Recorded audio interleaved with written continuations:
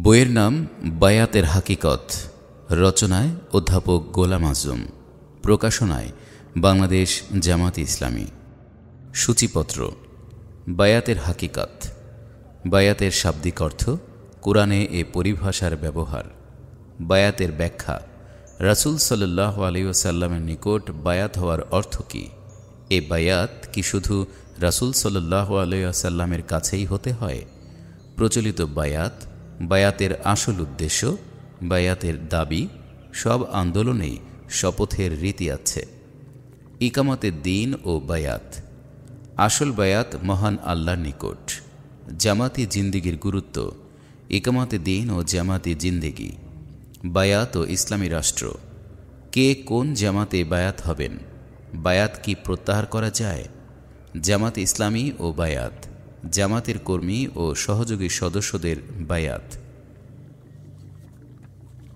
বিসমিল্লাহির রহমানির রহিম। বায়াতের হাকিকত।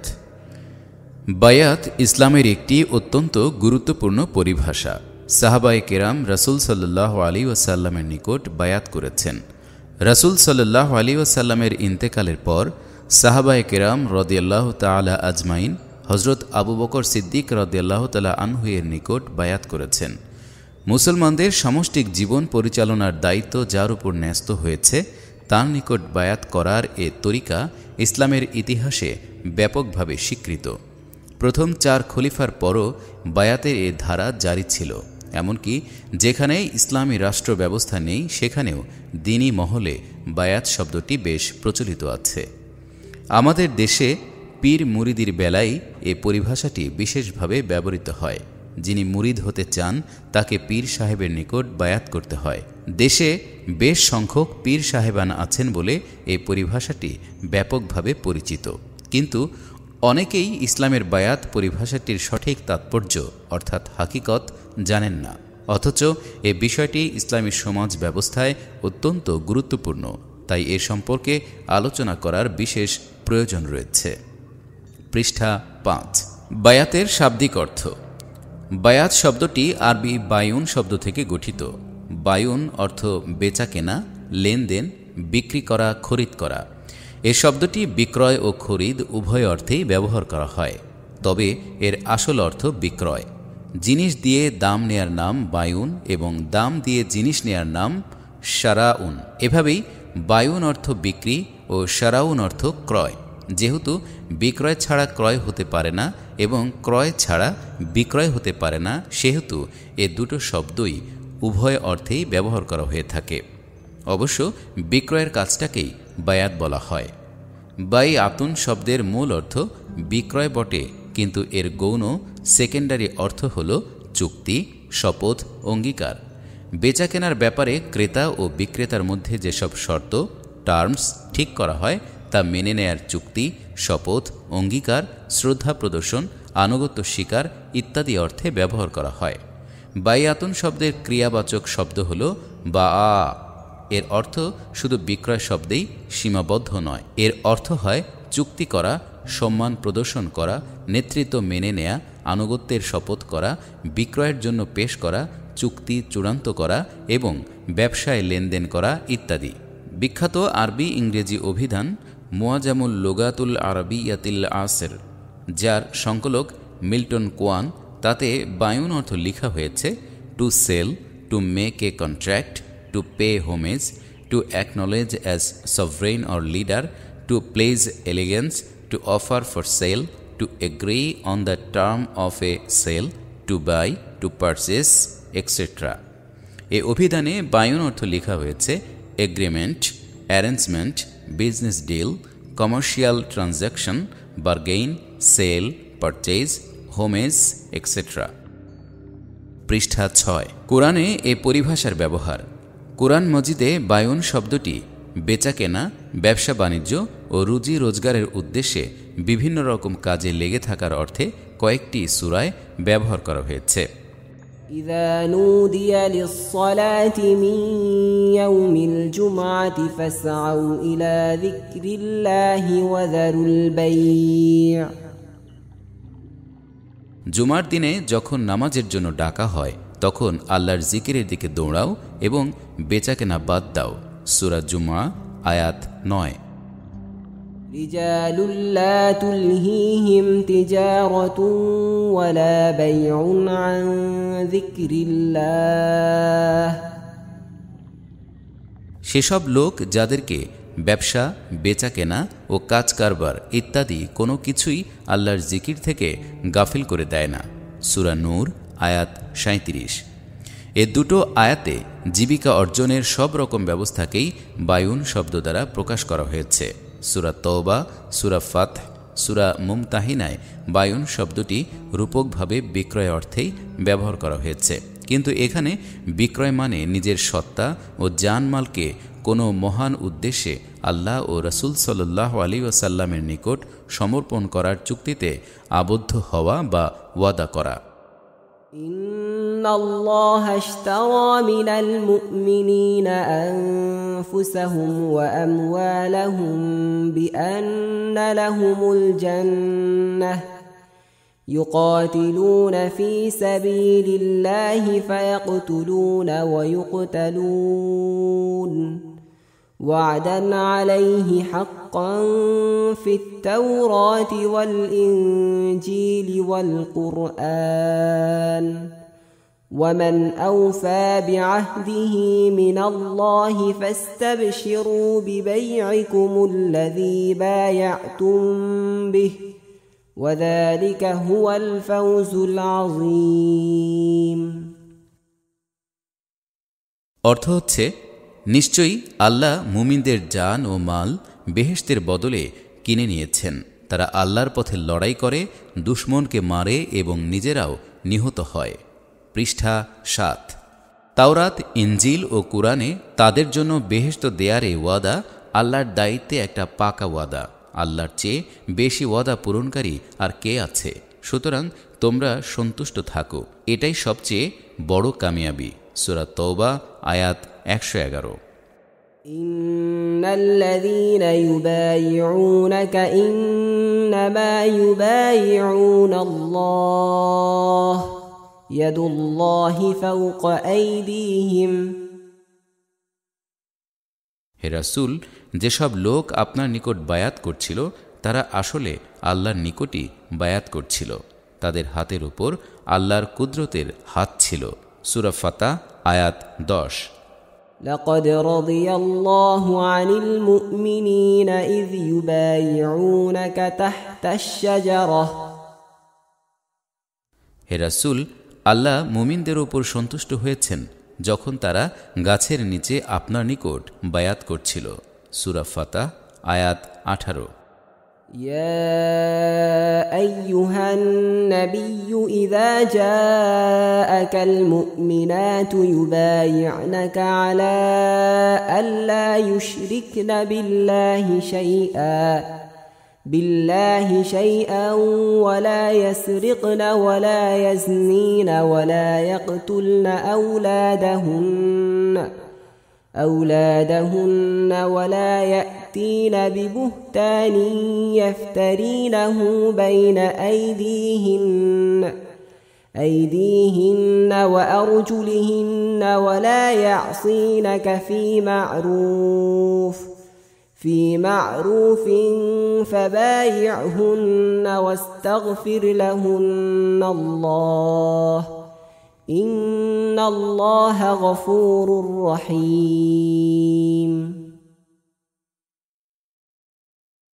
অর্থাৎ, হে নবী, আপনার নিকট যদি মেয়েরা এ কথার উপর বায়াত করার জন্য আসে যে তারা আল্লাহর সাথে কোনো কিছুকে শরিক করবে না, চুরি করবে না, জেনা করবে না, তাদের সন্তান হত্যা করবে না, নিজেরা কোনো অপবাদ রচনা করে আনবে না ও ন্যায্য ব্যাপারে আপনার অবাধ্য হবে না, তাহলে আপনি তাদের বায়াত কবুল করুন।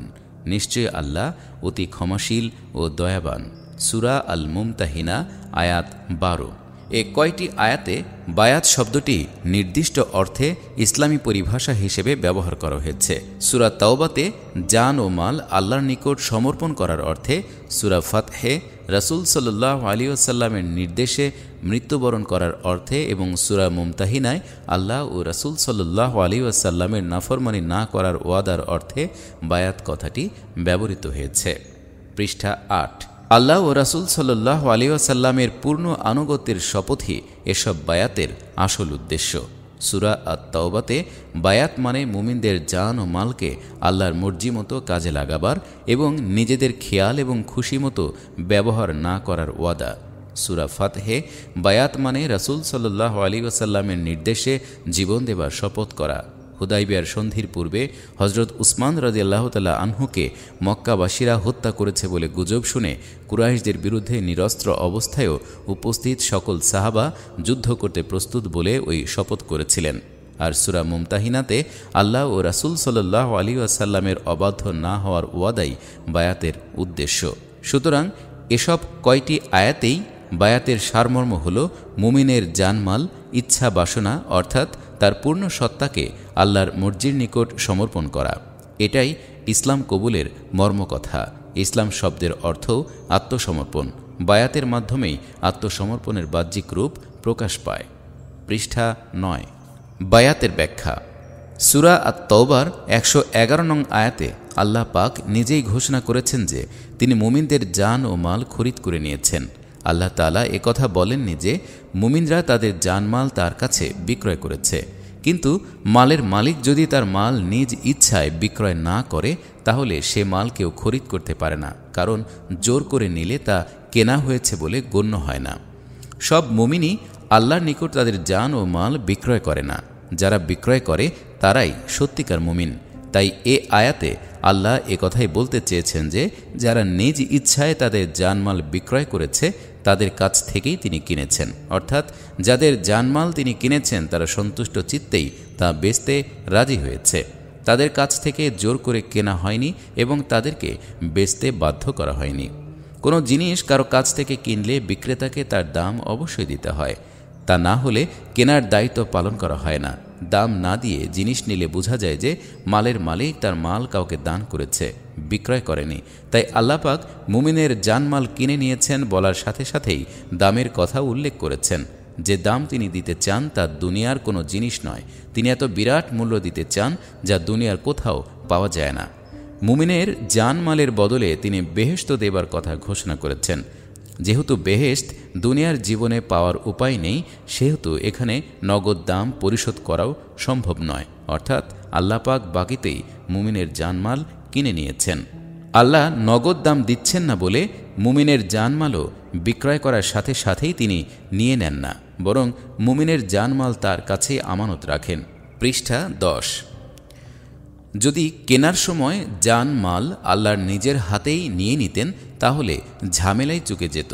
কিন্তু আল্লাহ পাক কিনে নেয়ার কথা স্বীকার করেও মুমিনের জানমাল তার কাছেই আমানত রেখেছেন। অর্থাৎ আল্লাহ পাক বলতে চান যে, হে মুমিন, তোমার জানমাল আমার কাছে বিক্রয় করেছ বলে তুমি যে দাবি করছো তা তোমাকে বাস্তবে প্রমাণ করে দেখাতে হবে।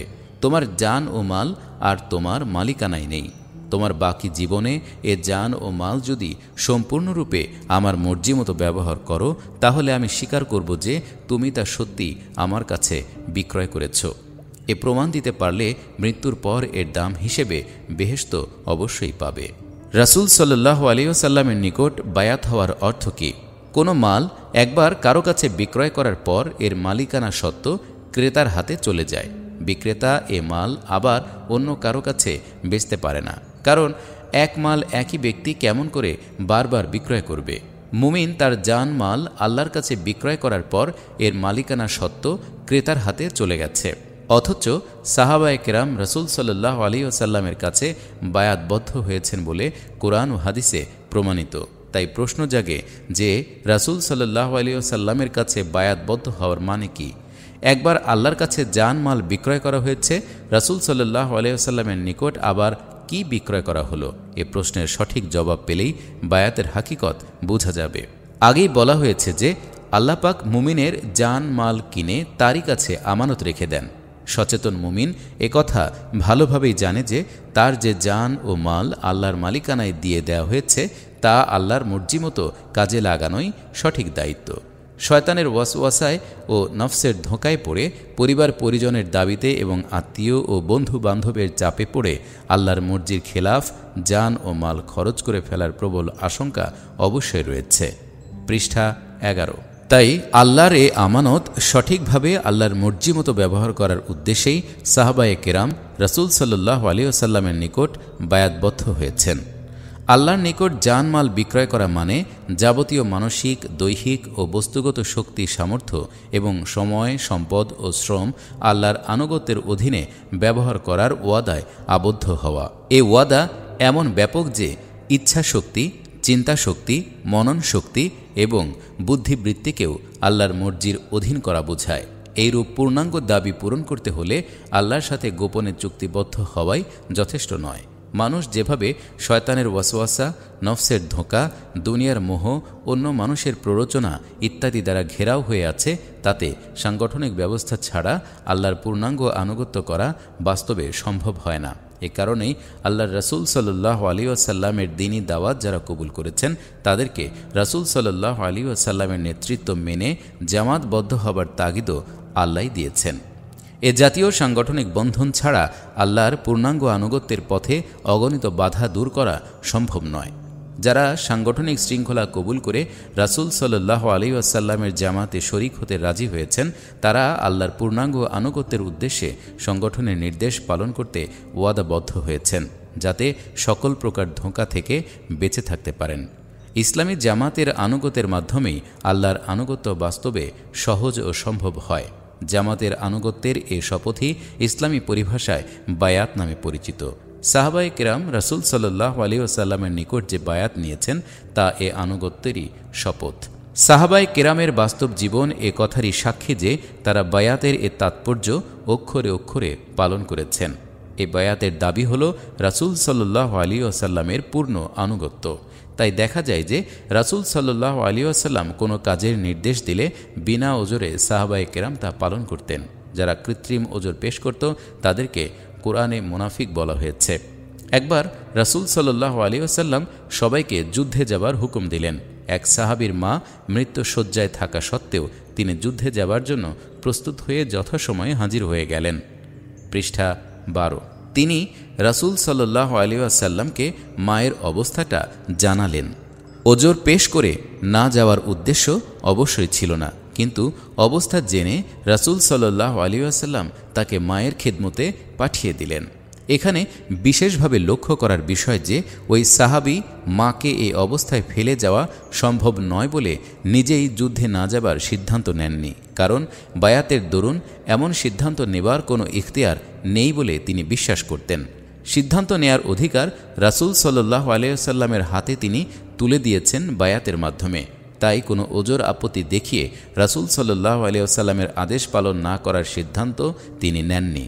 যদি তিনি যুদ্ধে যাওয়ার জন্য তৈরি হয়ে রাসূল সাল্লাল্লাহু আলাইহি ওয়াসাল্লামের নিকট হাজির না হতেন এবং নিজেই না যাওয়ার সিদ্ধান্ত নিতেন, তাহলে তা বায়াতের খেলাফ হতো।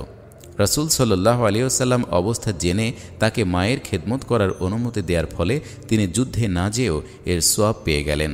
তদুপরি মায়ের খেদমতের সওয়াবও পেলেন। কিন্তু যদি তিনি নিজে নিজে এই সিদ্ধান্ত নিতেন তাহলে রাসূল সাল্লাল্লাহু আলাইহি ওয়াসাল্লামের আদেশ অমান্য করার মতো বড় অন্যায় হয়ে যেত। রাসূল সাল্লাল্লাহু আলাইহি ওয়াসাল্লামের নির্দেশে তাবুকের যুদ্ধে যেতে রাজি হয়েও বিলম্ব করে ফেলার কারণে 3 জন সাহাবীকে 50 দিন পর্যন্ত একঘরে করে রাখা হয়েছিল। আল্লাহ পাক নিজে তাদের তওবা কবুল হওয়ার কথা ঘোষণা না করা পর্যন্ত তাদেরকে সামাজিকভাবে বয়কট করা হয়েছিল। বায়াতের মর্যাদা রক্ষার গুরুত্ব কতটুকু তা এ ঘটনা থেকে সুস্পষ্ট। এই বায়াত কি শুধু রাসূল সাল্লাল্লাহু আলাইহি ওয়াসাল্লামের কাছেই হতে হয়? সাহাবায়ে কিরাম সরাসরি রাসূল সাল্লাল্লাহু আলাইহি ওয়াসাল্লামের নিকট বায়াত হয়েছিলেন। রাসূল সাল্লাল্লাহু আলাইহি ওয়াসাল্লামের চেয়ে শ্রেষ্ঠ কোনো মানব সত্তা নেই। অথচ রাসূল সাল্লাল্লাহু আলাইহি ওয়াসাল্লাম দুনিয়া থেকে চলে যাবার পর সাহাবাগণ হযরত আবু বকর রাদিয়াল্লাহু তাআলা আনহু এর নিকট আবার বায়াত হলেন। এভাবেই পরবর্তী খলিফাগণের নিকট বায়াত হতে হয়েছে।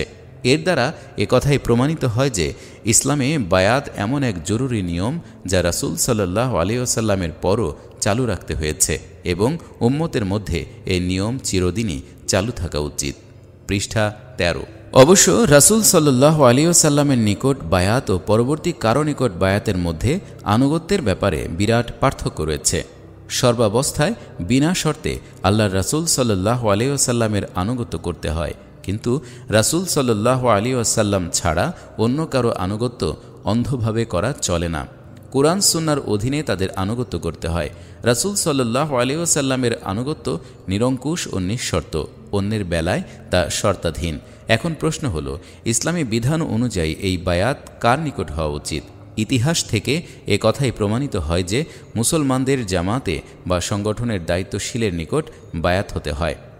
যতদিন রাসূল সাল্লাল্লাহু আলাইহি ওয়াসাল্লাম নিজে এ জামাতের দায়িত্বশীল ছিলেন, ততদিন তারই নিকট বা তার নিযুক্ত কোনো ব্যক্তির নিকট বায়াত হতে হয়েছে। দুনিয়া থেকে তার বিদায় হবার পর ওই জামাতের দায়িত্ব যার উপর পড়েছে তারই নিকট বায়াত হতে হয়েছে।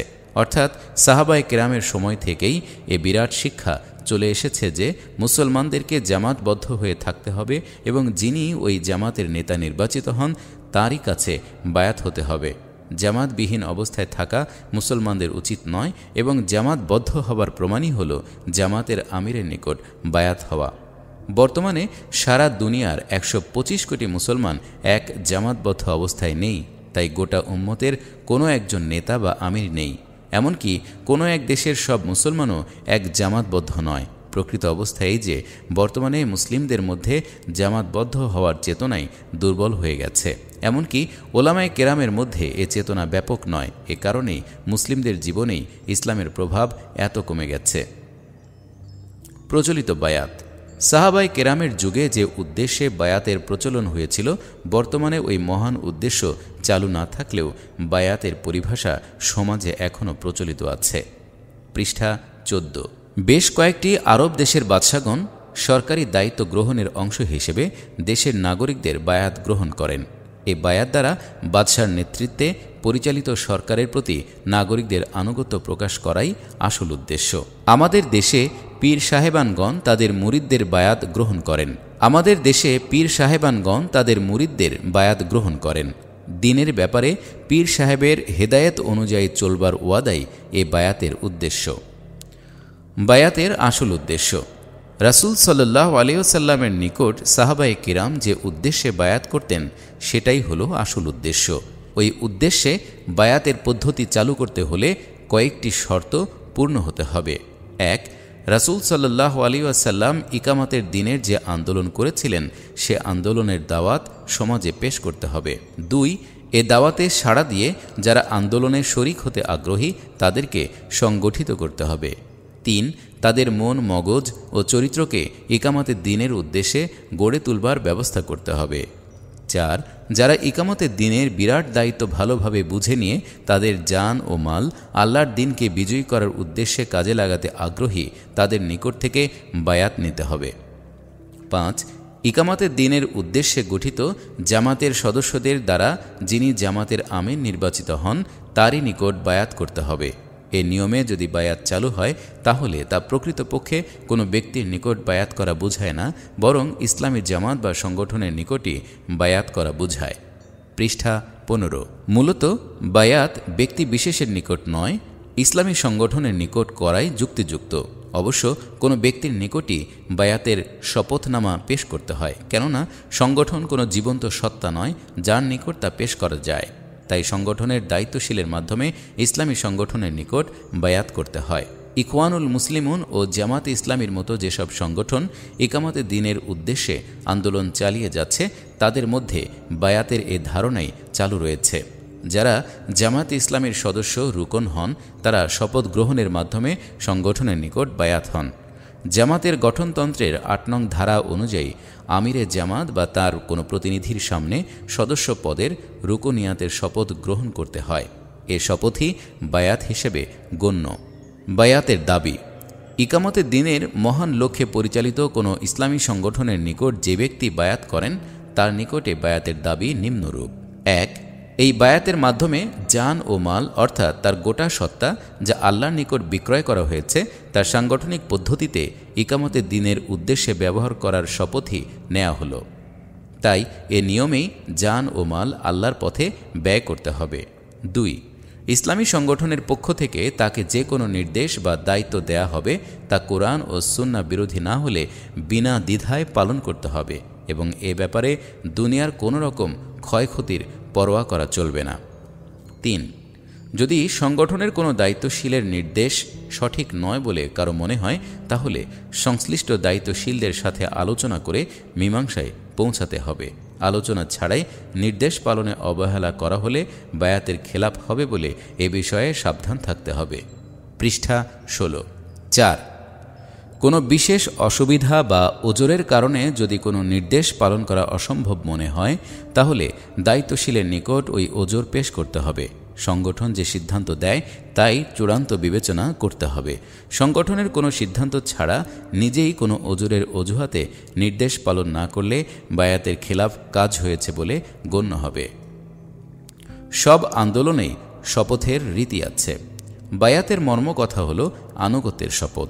যারা কোনো নির্দিষ্ট লক্ষ্য হাসিলের জন্যে দৃঢ় সংকল্প নিয়ে আন্দোলন করে তারা স্বাভাবিক কারণেই সংশ্লিষ্ট সবাইকে বিশেষ ধরনের শপথের মাধ্যমে তাদের নিরঙ্কুশ আনুগত্যের ব্যবস্থা করে। ইসলামী আন্দোলন ছাড়াও সব রকম আন্দোলনেই এ জাতীয় শপথের রীতি আছে। লক্ষ্য হাসিলের উদ্দেশ্যে জীবন বিসর্জনের যে শপথ নেওয়া হয় তা অগ্নি শপথ বা রক্ত শপথ বা দৃপ্ত শপথ ইত্যাদি নামে পরিচিত। এমনকি নিজ দেহের রক্ত দিয়ে শপথ নামায় দরখাস্ত করার রীতিও চালু রয়েছে। কিন্তু ইসলামে একমাত্র আল্লাহর নাম নিয়েই শপথ নেওয়া হয়। পৃষ্ঠা 17। ইকামতে দিন ও বায়াত। রাসূল সাল্লাল্লাহু আলাইহি ওয়াসাল্লাম ও সাহাবায়ে কেরামের জীবন থেকে একথা প্রমাণিত যে ইকামতে দিনের কাজ সব ফরজের বড় ফরজ। এ কাজের জন্যই আল্লাহ পাক রাসূল পাঠিয়েছেন বলে কয়েকটি সূরায় ঘোষণা করেছেন। هو الذي أرسل رسوله بالهدى ودين الحق ليظهره على الدين كله। তিনি সে সত্তা যিনি তার রাসূল সাল্লাল্লাহু আলাইহি ওয়াসাল্লামকে হিদায়াত ও আনুগত্যের একমাত্র সত্য বিধানসহ পাঠিয়েছেন যেন রাসূল সাল্লাল্লাহু আলাইহি ওয়াসাল্লাম তাকে বিধানকে আর সব রকমের আনুগত্যের বিধানের উপর জয়ী করেন। সূরা তওবা আয়াত 33, সূরা ফাতেহ আয়াত 28 ও সূরা সফ আয়াত 9। এ বিরাট কাজটি এমন যে নবীর পক্ষেও এ কাজ একা করা সম্ভব নয়। তাই এ কাজের জন্য একদল যোগ্য লোক তৈরি করার প্রচেষ্টা সকল নবী করেছেন। যে নবী প্রয়োজনীয় সংখ্যক লোক পাননি তার হাতে ইসলাম বিজয়ী হয়নি বা দিন কায়েম হতে পারেনি। এ দ্বারা একথাই প্রমাণিত হয় যে ইকামতে দিনের জন্য মুসলিমদের জামাত বা সংগঠন অপরিহার্য, অর্থাৎ ইকামতে দিনের এ বড় ফরজ কাজটির জন্য জামাতবদ্ধ হওয়াও ফরজ। এ কারণেই জামাতবদ্ধ হওয়া দ্বিতীয় বড় ফরজ। বায়াতি হল জামাতি বন্ধনের সূত্র, তাই ইকামতে দিনের জন্য বায়াত ছাড়া উপায় নেই। প্রকৃত কথা এই যে ওই বায়াতি আসল ইসলামী বায়াত যা ইকামতে দিনের উদ্দেশ্যে ইসলামী সংগঠনের মধ্যে চালু হয়। মুসলমানদের যেসব সংগঠনে বায়াত পরিভাষাটি ব্যবহার করা সত্ত্বেও ইকামতে দিনের কোনো কর্মসূচি ও কর্মতৎপরতা নেই সেখানে বায়াতের আসল হাকিকত অনুপস্থিত। পৃষ্ঠা 18। নামাজ, রোজা ও জিকিরের মতো ইসলামের বহু পরিভাষা যেমন মুসলিমদের মধ্যে থাকা সত্ত্বেও এসবের হাকিকত চর্চা খুব কমই রয়েছে, তেমনি বায়াত পরিভাষাটির অবস্থাও তাই হয়ে আছে। প্রকৃতপক্ষে বায়াত পরিভাষাটির দ্বারা এমন ইসলামী সংগঠনই বোঝায় যা জিহাদ ফি সাবিলিল্লাহ এর উদ্দেশ্যেই গঠিত। রাসূল সাল্লাল্লাহু আলাইহি ওয়াসাল্লামের নেতৃত্বে পরিচালিত সাহাবায়ে কেরামের জামাতি এর আদর্শ নমুনা। বায়াতি ওই জামাতের প্রাণশক্তি। সূরা আত-তাওবার 111 নং আয়াতে আল্লাহ তাআলা এ কথাই বলেছেন যে তিনি ওই সব মুমিনের জান ও মালি খরিদ করেছেন যারা আল্লাহর পথে লড়াই করে, দুশমনকে মারে এবং নিজেরাও নিহত হয়। দ্বীনে হককে কায়েমের আন্দোলন ছাড়া বাতিলের সাথে এ লড়াই হবার কোনো কারণই নেই।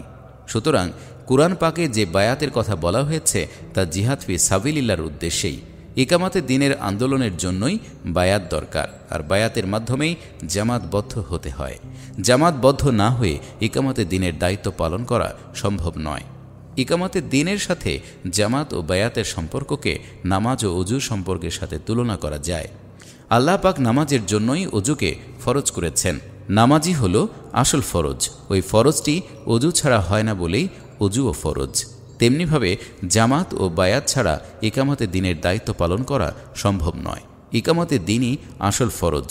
ওই ফরজের প্রয়োজনেই জামাত ফরজ, আর বায়াতের বন্ধন ছাড়া জামাত মজবুত হতে পারে না এবং জামাতের উদ্দেশ্য পূর্ণ হতে পারে না। অর্থাৎ জামাতবদ্ধ হবার ফরজটি বায়াতের মাধ্যমেই আদায় হয়। কেউ যদি অজু করে কিন্তু নামাজ আদায় করার প্রয়োজন মনে না করে, তাহলে সে অজুর কোনো সোয়াব পাবে না। সে অজু করেছে না বলে হাত মুখ ধুয়েছে বলাই উচিত হবে। যে নামাজের ধার ধারে না, সে অজুর অঙ্গগুলো অজুর মতো ধুয়ে নিয়েছে বলেই সে অজু করেছে বলা ঠিক হবে না। কারণ নামাজি লোকই অজু করে থাকে এবং সে নামাজি নয় বলে অজু করেনি মনে করতে হবে। পৃষ্ঠা 19। তেমনিভাবে ইকামতে দিনের উদ্দেশ্য ছাড়া যে বায়াত, তা আসল বায়াত নয়। ইসলামে বায়াতের যে হাকিকাত, তা এই বায়াতে পাওয়া যায় না। তবু বায়াতের পরিভাষাটি যেভাবেই চালু থাকুক, তা সমাজে বেঁচে আছে বলেই এর আসল হাকিকাত চর্চা কাজে লাগতে পারে। যদি বায়াত কথাটি লোকের নিকট পরিচিতই না থাকত, তাহলে এর মর্ম বোঝানো আরও কঠিন হতো। যেমন সমাজে যদি নামাজের প্রচলন না থাকত, তাহলে নামাজের হাকিকত চর্চা করা আরও মুশকিল হতো। আসল বায়াত মহান আল্লাহর নিকট। হুদাইবিয়াতে সাহাবায়ে কেরামের নিরস্ত্র অবস্থা ও কুরাইশদের সাথে লড়াইয়ের শপথ করার ঘটনাকে সূরা আল ফাতহে এভাবে উল্লেখ করা হয়েছে: ইন্নাল্লাযীনা ইউবাইউনাকা ইন্নামা ইউবাইউনাল্লাহ ইয়াদুল্লাহি ফাওকা আইদিহিম। হে রাসূল সাল্লাল্লাহু আলাইহি ওয়াসাল্লাম, যারা আপনার নিকট বায়াত করেছে তারা নিশ্চয়ই আল্লাহর নিকট বায়াত করেছে, তাদের হাতের উপর আল্লাহর হাত রয়েছে। সূরা আল ফাতহ আয়াত 10। মুমিনের জান ও মাল আল্লাহর নিকট বিক্রয় করার পর তা মুমিনের কাছেই আমানত রাখা হয়। তাই মুমিন সে আমানত ইসলামী সংগঠনের মাধ্যমে দ্বীনের পথে কাজে লাগায়। এভাবে কাজে লাগানোকে আল্লাহ তাআলা কিভাবে গ্রহণ করেন তা এ আয়াতে প্রকাশ পেয়েছে। আল্লাহর সন্তুষ্টির উদ্দেশ্যে যখন মুমিন তার জীবন উৎসর্গ করার কথা সংগঠনের নেতার নিকট ঘোষণা করে, তখন সে ঘোষণা প্রকৃতপক্ষে আল্লাহরই নিকট করা হয়। হুদাইবিয়ার ওই শপথ রাসূল সাল্লাল্লাহু আলাইহি ওয়াসাল্লামের নিকট যেভাবে করা হয়েছে, তা যেন আল্লাহরই নিকট করা হলো। পৃষ্ঠা 20। তাই তারা যখন রাসূল সাল্লাল্লাহু আলাইহি ওয়াসাল্লামের হাতে হাত দিয়ে শপথ করছিলেন, তখন আল্লাহর হাতেই যেন হাত দিয়েছিলেন। জিহাদ ও ইকামতে দ্বীনের উদ্দেশ্যে বায়াত হলে তা আসলে আল্লাহরই নিকট হয়ে থাকে। জামায়াতে ইসলামীর সদস্যগণ অর্থাৎ রুকনগণ শপথ গ্রহণের সময় যেসব কথা উচ্চারণ করেন, তাতে নিম্নলিখিত আয়াতটিও রয়েছে: قل إن صلاتي ونسكي ومحياي ومماتي لله رب العالمين। আমার নামাজ, আমার কুরবানি, আমার জীবন ও আমার মরণ একমাত্র আল্লাহ রব্বুল আলামিনের জন্য। সূরা আল আনআম আয়াত 162। এ আয়াতের মাধ্যমে যে বায়াত নেওয়া হয় তা আসলে আল্লাহ পাকের নিকটই বায়াত করা হয়। পৃষ্ঠা 21।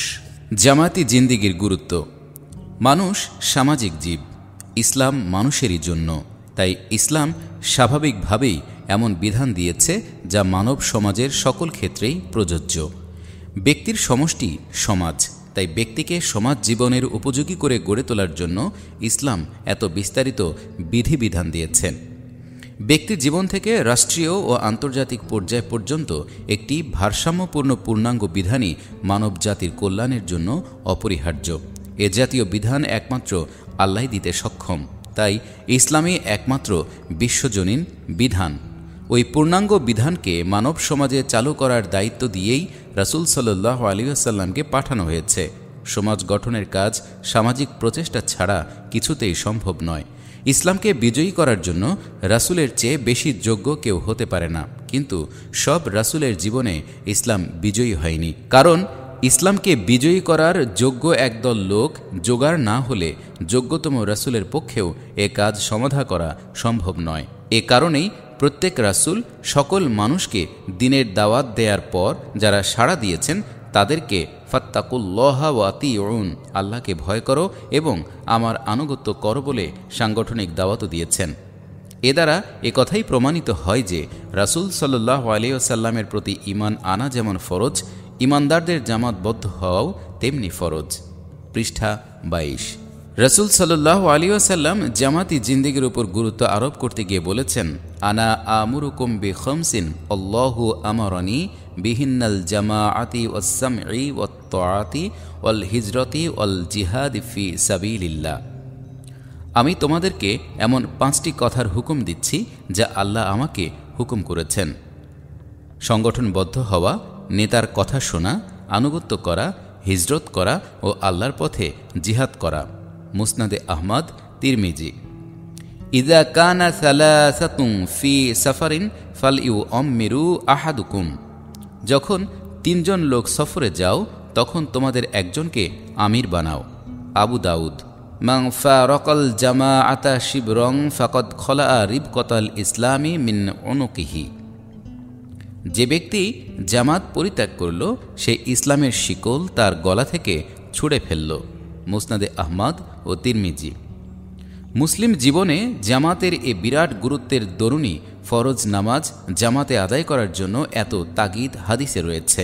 যারা নামাজের জামাতে আসে না, রাসূল সাল্লাল্লাহু আলাইহি ওয়াসাল্লাম তাদের বাড়িঘর জ্বালিয়ে দেওয়ার ইচ্ছা পর্যন্ত প্রকাশ করেছেন। কুরআন, হাদিস ও সাহাবায়ে কিরামের জীবন কথাই প্রমাণ করে যে জামাতবদ্ধ জীবনযাপন করা ফরজ। পৃষ্ঠা 23। ইকামাতে দিন ও জামায়াতি জিন্দেগি। ইকামাতে দিনের দায়িত্ব পালন করতে গিয়েই রাসূল সাল্লাল্লাহু আলাইহি ওয়াসাল্লাম সাহাবায়ে কেরামকে জামাতবদ্ধ করেছেন। দিনকে বিজয়ী করার দায়িত্ব যদি ফরজ হয়ে থাকে তাহলে জামাতবদ্ধ হওয়া ফরজ হওয়া স্বাভাবিক। আর জামাতবদ্ধ হবার বন্ধন সূত্রই হল বায়াত। বায়াতের মাধ্যমেই জামাতের বন্ধন মজবুত হয়। জামাতে ইসলামের সদস্য অর্থাৎ রুকন হিসেবে যে শপথ গ্রহণ করতে হয় তা প্রকৃতপক্ষে ওই বায়াতেরই বাস্তব রূপ। শুধু শপথ বা হলফ শব্দ দ্বারা ওই দিনই গুরুত্ব বুঝায় না যা বায়াত শব্দ দ্বারা বুঝায়। তাই সদস্য পদের রুকনিয়াতের শপথকে বায়াতের মর্যাদা সম্পন্ন মনে করা উচিত। এছাড়া জামাতের আনুগত্যের সঠিক শরঈ চেতনা জাগ্রত হতে পারে না। প্রত্যেক সংগঠনেই শপথের রীতি চালু রয়েছে। জামাতের সদস্যদের অর্থাৎ রুকনদের শপথ গতানুগতিক ধরনের নয়। এ শপথের ভাষা থেকে বোঝা যায় যে বায়াতের শরঈ প্রয়োজন এতে সঠিকভাবেই পূরণ হয়। পৃষ্ঠা 24। বায়াত ও ইসলামী রাষ্ট্র। কেউ কেউ মনে করেন যে ইসলামী রাষ্ট্র ব্যবস্থার সাথেই বায়াতের অস্তিত্ব নির্ভরশীল।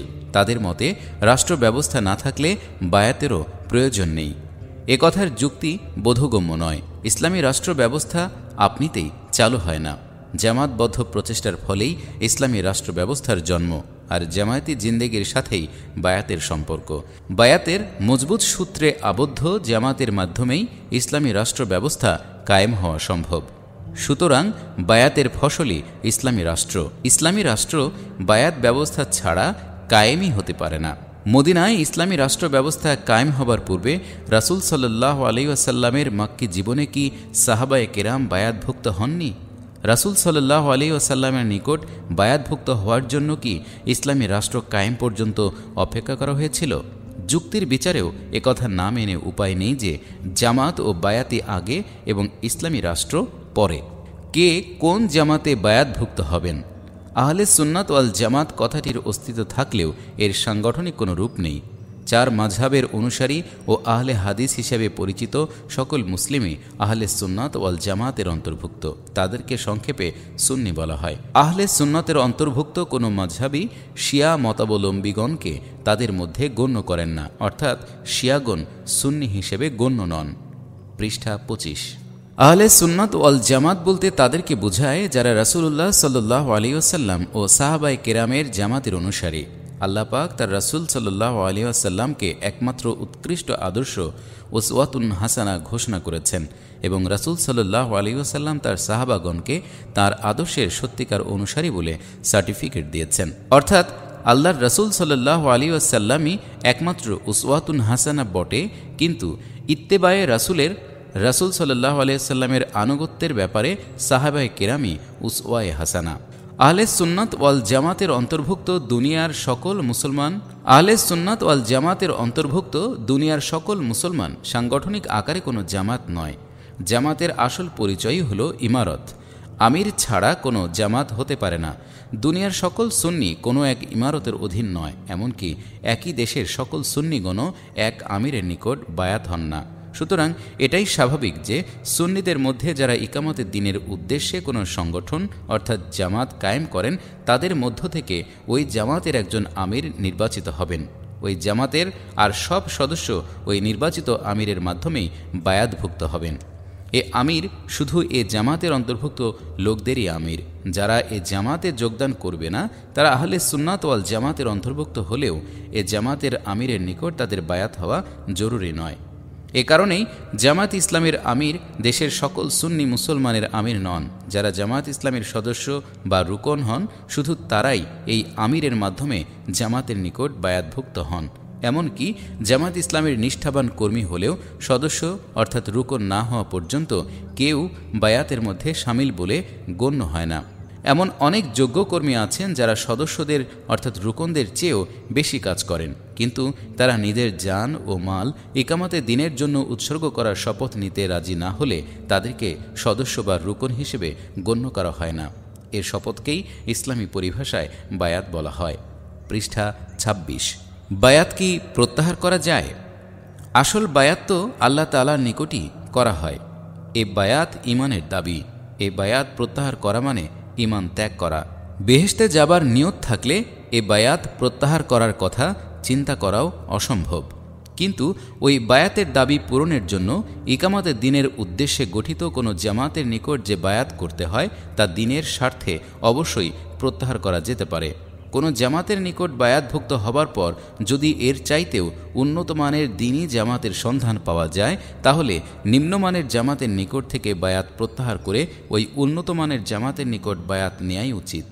এই অবস্থায় বায়াত প্রত্যাহার করা মোটেই দোষণীয় নয়, কারণ উৎকৃষ্টতর জামাতের নিকট বায়াত করার উদ্দেশ্যে পূর্বের বায়াত প্রত্যাহার করা আসলে প্রত্যাহার নয়, বায়াতের স্থান বদল মাত্র।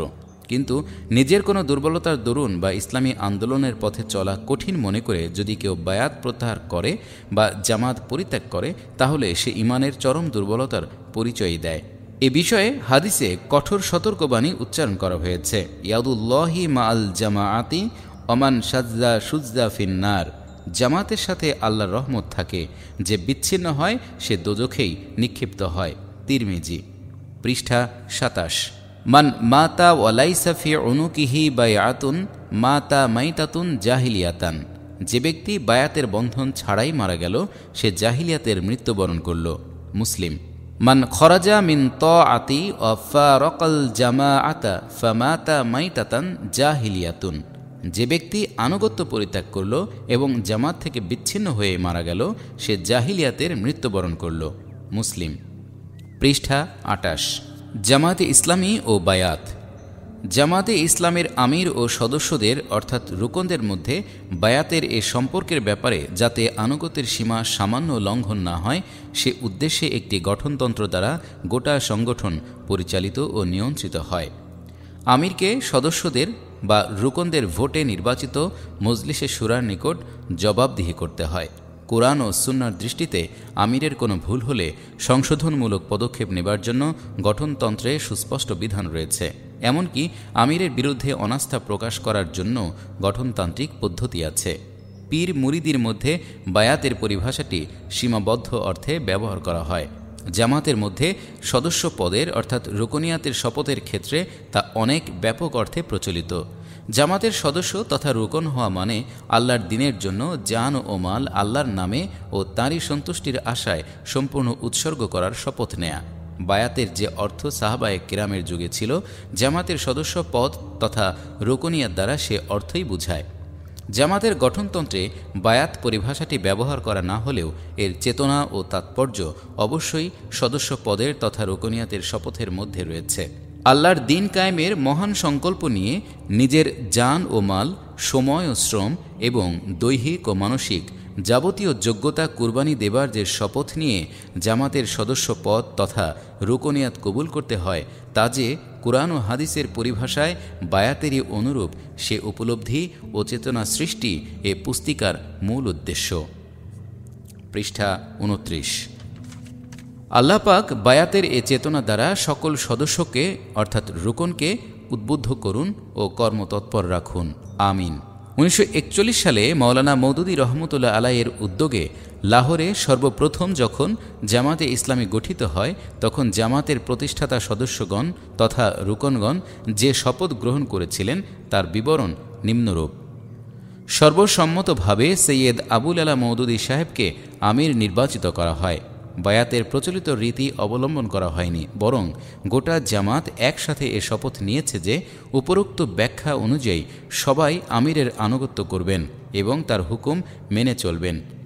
এই বায়াতে আম সামষ্টিক বায়াত আদায়ের পর আবার ওই কান্নাকাটির অবস্থাই সৃষ্টি হল, যা পূর্বে ঈমান তাজা করার সময় হয়েছিল। জামাতের কার্যবিবরণী প্রথম খণ্ডের এ বিবরণ থেকে একথা অত্যন্ত স্পষ্ট হয়েছে যে জামাতের সূচনা থেকেই বায়াতের চেতনা সবার মধ্যে জাগরুক ছিল। আমিরে জামাতের আনুগত্যের যে শপথ তারা নিলেন তা যে ইসলামী পরিভাষায় বায়াতেই ছিল সে বিষয়ে কোনো সন্দেহ নেই।